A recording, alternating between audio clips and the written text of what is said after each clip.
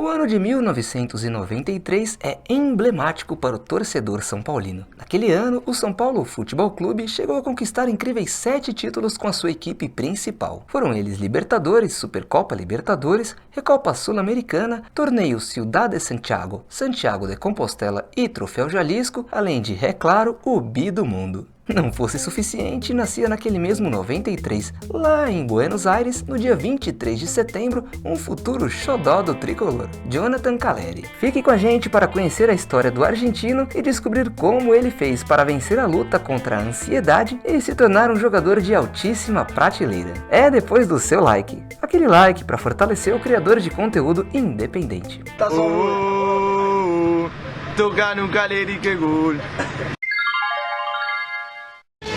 Psicólogo por quê? Eu não sou louco! Essa foi a reação de Calleri quando Pablo Doutio sugeriu um profissional que cuidasse de sua cabeça. Ambos se conheceram no All Boys, clube do bairro da Floresta, onde o jovem passou sua infância, se encantou pelo futebol e foi revelado. Com 18 para 19 anos, Calleri até que fazia os seus golzinhos pela base, mas sabe-se lá por quê, não se firmava. Era sempre o último da fila a ser puxado para integrar o time principal. Em 2012, Pablo, que já havia trabalhado no River Plate com o técnico Daniel Passarella e passado pelo futebol mexicano, foi contratado pelo All Boys.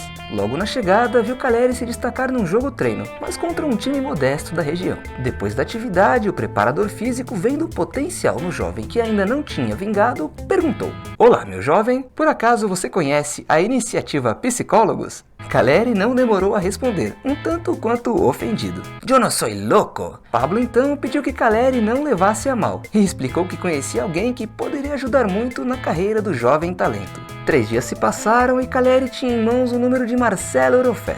Roffé é um renomado psicólogo esportivo na Argentina, autor de diversos livros sobre psicologia esportiva, histórico de Copa do Mundo e figura certa entre atletas de altíssimo nível como o Mascherano. Até então, a ansiedade era a inimiga número 1 de Calleri. Na adolescência, o futebol parecia mais ser um passatempo do que outra coisa em sua vida, tanto que ele relutou mudar de clube para não ficar longe dos amigos, algo bem distante de quem almeja ser profissional, e cogitou largar tudo para estudar educação física ou jornalismo. Porém, o ansioso Calleri, mesmo muito desconfiado, resolveu ligar para a Roffé, e era o começo de uma longa relação de parceria. Calleri conta que nunca havia ido a um psicólogo e que Roffé foi especial. Abre aspas. "Comecei a falar dos meus problemas futebolísticos que passavam principalmente pela ansiedade, por querer tudo pra já, por não saber esperar. Hoje eu sou mais sereno. Aprendi muitas coisas", disse o atacante sobre a relação profissional que virou amizade. Cada vez mais calmo, ou melhor, mais frio, Calleri foi se tornando cada vez mais goleador.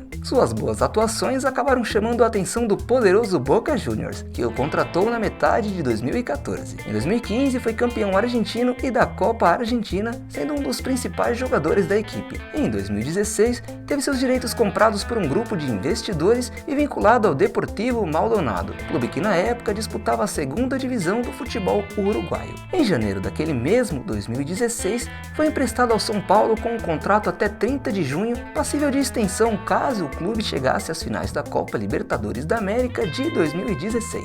A chegada do argentino marcou um fato histórico para o São Paulo. Ele foi o jogador estrangeiro de número 70 a vestir a camisa do tricolor. Logo em sua estreia, marcou o gol de empate contra o Trujillanos, em partida válida pela primeira fase da Libertadores da América. Em sua segunda partida, voltou a balançar as redes, marcando 2 gols contra o Água Santa pelo Paulista. Depois disso, ficou 11 jogos sem marcar e voltou a balançar as redes contra o Botafogo de São Paulo aos 44 minutos do segundo tempo, dando vitória ao São Paulo. Pelo tricolor, teve ótima média e ganhou muita moral. Foram 31 partidas e 16 gols, com destaque para os 4 em partida válida pela Liberta, na goleada por 6-0 em cima do Trujillanos. Sua última partida foi em 13 de julho daquele 2016, pelas semifinais da Liberta, marcando um gol, mas sendo eliminado do torneio. Foi então liberado para se apresentar à Argentina para os Jogos Olímpicos de 2016. Porém, depois disso, saindo do São Paulo, Calleri não teve uma boa fase no seu clube posterior, o West Ham. Em 25 de maio de 2017,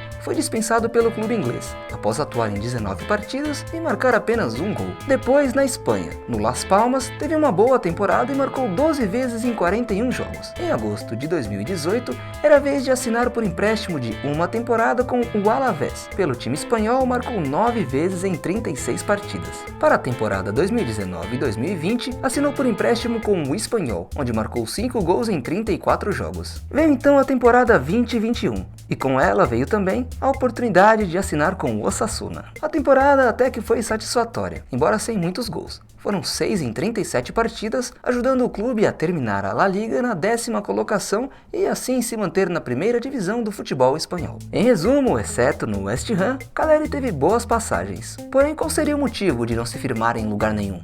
O nome desse motivo chama-se Juan Figuer. Desde 2016, seus direitos econômicos estão presos ao Deportivo Maldonado, que é mantido pelo empresário e que serve para registro dos contratos dos seus clientes. Por isso, todas as últimas transferências do jogador foram por empréstimo. Em outras palavras, depois que termina o seu contrato, ele volta mais uma vez para o Maldonado e fica aí na mão dos seus agentes. Esse foi o modo encontrado pelo Figuer e seus sócios para faturar anualmente com o jogador, e a cada 12 meses eles recebem uma grana como pagamento pelo novo empréstimo do centroavante. Todavia, é claro que pode aparecer aí um clube interessado em assinar com o Caleri por mais tempo, mas a dificuldade do negócio é o preço. Quando foi tirado do Boca Juniors pelos investidores ligados a Figuer, o argentino custou cerca de 11 milhões de euros, aproximadamente 67 milhões de reais na cotação atual. Como os integrantes desse fundo vêm recebendo periodicamente comissões pelos acordos selados pelo jogador, nunca houve desespero para vendê-lo. A aposta do seu staff continua a mesma: fazer o argentino rodar de clube em clube na Europa até ele ter uma temporada brilhante que desperte o interesse de uma equipe mais poderosa do velho continente, e só aí vendê-lo por um preço bem alto.